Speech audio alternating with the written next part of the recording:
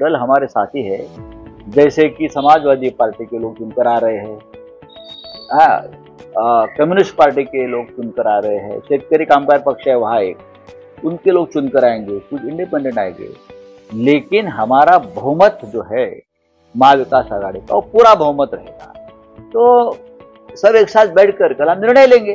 प्रकाश अम्बेडकर की उसमें कहीं कोई जगह होगी जिसको उन्होंने ट्वीट करके कह दिया है कि वो सत्ता जिसकी रहेगी उसके साथ। अच्छी बात है, अगर बीजेपी की रहेगी तो बीजेपी के साथ जाएगी, क्या ये नहीं कहा। बात रहे ऐसी है, सत्ता हमारी आ रही है, हमारी सत्ता आ रही है महाराष्ट्र, और हमें सरकार बनाने से कोई रोक नहीं सकता। सवाल जेपी नड्डा है निर्दलीय और बागी उम्मीदवार, ये दो अलग अलग कैटेगरी हैं, इनके लिए आपकी क्या योजना है? सबसे पहले मैं ये कहूंगा कि हमारे 3 पार्टी के 160 लोग चुनकर आ रहे हैं। 160 कांग्रेस, शरद पवार साहब की एनसीपी और उद्धव ठाकरे के नेतृत्व वाली शिवसेना, और हमारे छोटे छोटे घटक दल, उनके 160 विधायक हमारे चुनकर आने के बाद में हम विचार करेंगे ना अभी। लेकिन हमारा सबके साथ संपर्क है, मैं किसी को बागी नहीं मानता हूं। चुनाव लड़ना सबका अधिकार है, कोई बागी नहीं है, चुनाव लड़ना सबका अधिकार है। कोई इंडिपेंडेंट लड़ता है, कोई छोटे छोटे दल का सहारा लेकर लड़ते हैं। जो लोग मजबूत स्थिति में है वो सभी के साथ हमारा डायलॉग चल रहा है। मुख्यमंत्री के चेहरे को लेकर कहीं कोई चर्चा हो रही है सर? जो आप लोगों ने कल बैठक की उसमें कहीं कोई चर्चा हुई चेहरे को लेकर? क्योंकि कांग्रेस की तरफ से सबसे ज्यादा सीटें उनकी हैं और जीत का दावा किया जा रहा है, सबसे ज्यादा नंबर उनके आएंगे, और जो फॉर्मूला आप लोगों की तरफ से किया गया था जिसकी जितनी ज्यादा, ऐसा कोई फॉर्मूला अब तक बना नहीं था और ना बनेगा। सब मिलकर नेता चुनेंगे, मुख्यमंत्री पद का नेता चुनेंगे, सब मिलकर बैठेंगे। कोई फॉर्मूले के बारे में अब तक चर्चा नहीं हुई। हयात हॉटेलमधली बैठक पार पडल्यानंतर तुम्ही जयंत पाटील आणि बाळासाहेब थोरात एकाच गाडीतून जातो ना आम्ही। आमची महाविकास आघाडी ही एकत्रच प्रवास करते गेल्या 3 वर्षापासून, आपण पाहिला 3-4 वर्षापासून। महाविकास आघाडी ही स्वबळावर सत्तेवर येते, आणि जे गाडीत बसले होते त्यातला प्रत्येक जण निष्णात ड्रायव्हर आहे, सारथी आहे। आता त्या गाडीमध्ये अजून कोणी बसणार आहे का ते आता उद्या कळेल तुम्हाला। राऊतचं आहे हे सूचक आहे का की जयंत पाटलांच्या हाती स्टेअरिंग होते? हे सूचक कसं आहे, ते उत्तम ड्रायव्हर आहेत, त्यांना उत्तम वाहन चालवता येतं, हा माझा अनुभव आहे। आणि काही लोकांना ड्रायव्हिंग हे त्यांचं पॅशन असतं, अनेक लोक नेते आहेत स्वतः ड्रायव्हिंग। जर जयंत पाटील हे उत्तम वाहन चालवत असतील तर ते उत्तम राज्यही चालवू शकतात का नाही चालवू शकणार ते राज्य उत्तम? महाराष्ट्रामध्ये महाविकास आघाडीमध्ये एकापेक्षा एक उत्तम, उद्धव ठाकरे यांना सरकार चालवायचा अनुभव नव्हता, त्यांच्या इतकं उत्तम सरकार कोणीच चालवलं नाही महाराष्ट्रामध्ये, म्हणून तर आम्ही म्हणतो ना की त्यांच्या नेतृत्वाखाली आम्ही सरकार बनवण्याचा प्रयत्न करू म्हणून।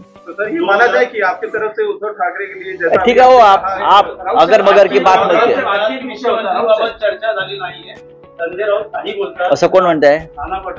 पण मी कुठे म्हणालो चर्चा झाली म्हणून?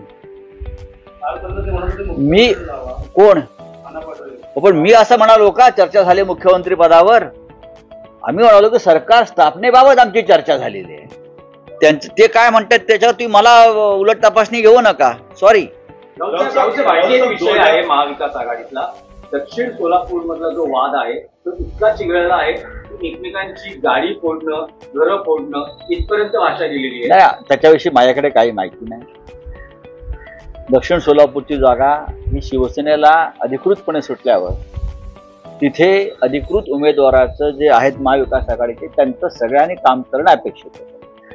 महाराष्ट्रात ठिकठिकाणी असे काही प्रकार झाले की जागा ज्यांना सुटली त्या उमेदवाराच्या मागे शिवसेना किंवा राष्ट्रवादी काँग्रेस ठामपणे उभे आहेत। काही अपवाद आहेत, त्या संदर्भात आम्ही उद्या निकाल लागल्यावरती एकत्र बसून चर्चा करू।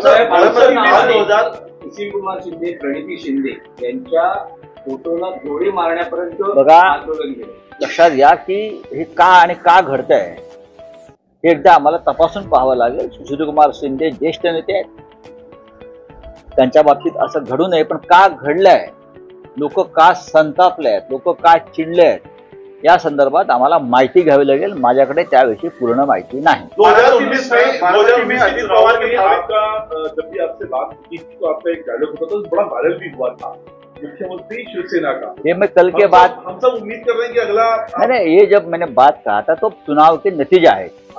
तो अब अगला चुनाव के नतीजा है कि मैंने पहले भी कहा कि कल 10 बजे के बाद मैं कहूंगा कौन मुख्यमंत्री बनने जा रहा है. नाही, पण राऊत साहेब आणखी एक आहे की महिलांचं मतांचं प्रमाण वाढलेलं आहे, तर हा लाडकी बहीण या योजनेचा इम्पॅक्ट महिलांचं मतदान वाढलं असेल तर आम्ही त्याचं स्वागत आणि कौतुक करतो. महिला जागरूक झालेल्या आहेत की 1500 रुपये देऊन कोणी आम्हाला विकत घेऊ शकत नाही आणि त्या गुलामी विरुद्ध त्यांनी बहुतेक बंड करून मोठ्या प्रमाणात महिलांनी मतदान केलं आहे. उद्या कळेल काय आहे ते.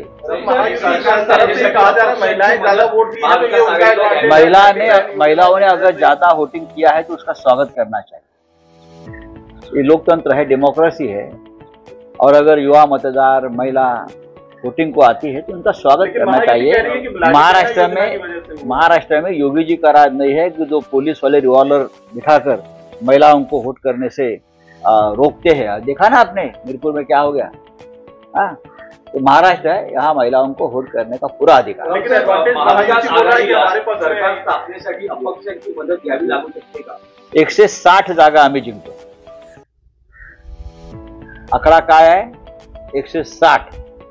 आम्ही जे काल एकत्र बसून असेसमेंट केलंय प्रमुख नेत्यांनी, मी असेन, माझ्याबरोबर अनिल देसाईजी होते, आमचे बाळासाहेब थोरात, जयंतराव पाटील, आम्ही काल प्रदीर्घ आमची मीटिंग झाली. मग आम्ही माननीय उद्धव साहेबांना भेटायला गेलो, तिथे चर्चा केली.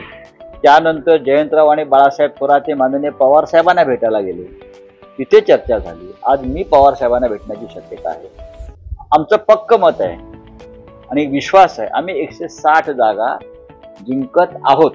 आता 160 जागा जिंकल्यावरती राज्यपाल यांनी किती प्रयत्न केले भारतीय जनता पक्षाच्या दबावाखाली, तर राज्यपालांना ज्या निवडणूक पूर्व आघाडीचं बहुमत आहे त्यांना बोलवावं लागेल. राऊत साहेब, पण महाविकास आघाडीचं सरकार आलं तर मुख्यमंत्री पदाचा निर्णय मुंबई महाराष्ट्रात होईल की पुन्हा दिल्लीमध्ये? महाराष्ट्रात होईल, महाराष्ट्रातच होईल. काँग्रेसचे जे प्रमुख नेते येतील त्यांना दिल्लीतून ते मॅन्डेट घेऊनच यावं लागेल. शरद पवार साहेब मुंबईतच असतात, उद्धव ठाकरे साहेब मुंबईत आहेत आणि आम्ही कोणताही वेळ न घालवता निर्णय घेऊ, नाहीतर भारतीय जनता पक्षाचे लोक आमच्या हातातला ताट खेचण्याचा प्रयत्न करतील. इतके ते क्रूर आणि निर्घृण लोक आहेत. ते गौतम अडाणीला घाईघाईत मुख्यमंत्री करतील इथे.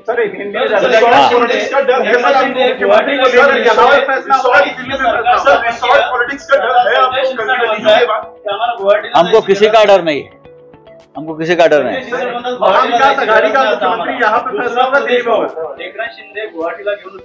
ते बहुतेक मणिपूरला जातील. मणिपूरला गौतम अडाणींनी 2-4 रिसॉर्ट बांधलेले आहेत. महाविकास आघाड़ी के मुख्यमंत्री का फैसला महाराष्ट्र में होगा, मुंबई में होगा.